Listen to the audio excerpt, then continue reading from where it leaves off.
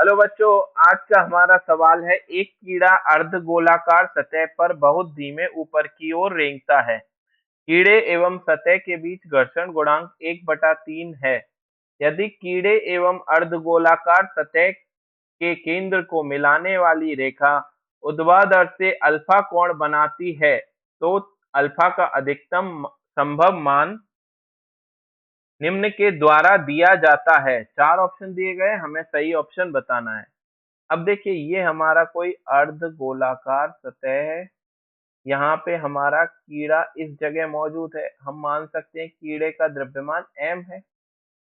ये हमारा ऊर्ध्वाधर है, यहाँ से अल्फा कोण बनाती हुई रेखा है ये।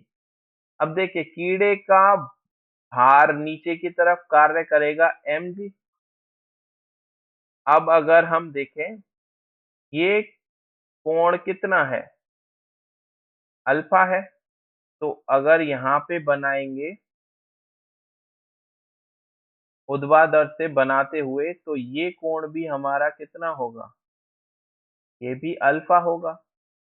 mg के घटक करें तो इस दिशा में क्या आएगा, mg cos अल्फा के बराबर आएगा, और इस दिशा में आएगा mg sin अल्फा।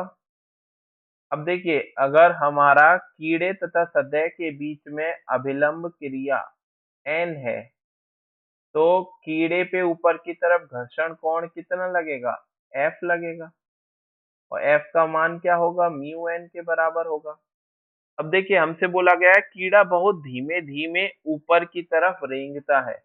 मतलब हर अवस्था में कीड़ा किस में, साम्य अवस्था में हम मान सकते हैं। तो देखिए, सतह के लंबवत लगने वाले बल n बराबर किसके होगा, mg cos अल्फा के बराबर होगा। ठीक है, इसको हम मान सकते हैं इक्वेशन नंबर 1 मान सकते हैं। अब अगर हम देखें, सतह पर कीड़ा ऊपर की तरफ धीरे धीरे रेंगता है, तो कीड़े पे लगने वाला घर्षण बल F बराबर किसके होगा, mg sin अल्फा के होगा। तो लगने वाला घर्षण बल F बराबर हो जाएगा mg sin अल्फा के, और F कितना है, म्यू गुणा n का मान हम निकाल चुके, mg cos अल्फा बराबर कितना हो गया, mg sin अल्फा के बराबर होगा। अब देखिए, mg से mg कट गया, तो यहाँ से क्या बनेगा आपका, और म्यू का मान कितना दे रखा है, 1/3 कॉस अल्फा बटे साइन अल्फा बराबर कितना हो गया, 1 के बराबर हो गया। और कॉस अल्फा बटे साइन अल्फा को क्या लिख सकते हैं, कॉट अल्फा बराबर कितना हो गया, 3 के बराबर। तो हमारा कौन सा ऑप्शन सही होगा, हमारा पहला ऑप्शन सही होगा। आशा है आपको सॉल्यूशन पसंद आया होगा। धन्यवाद।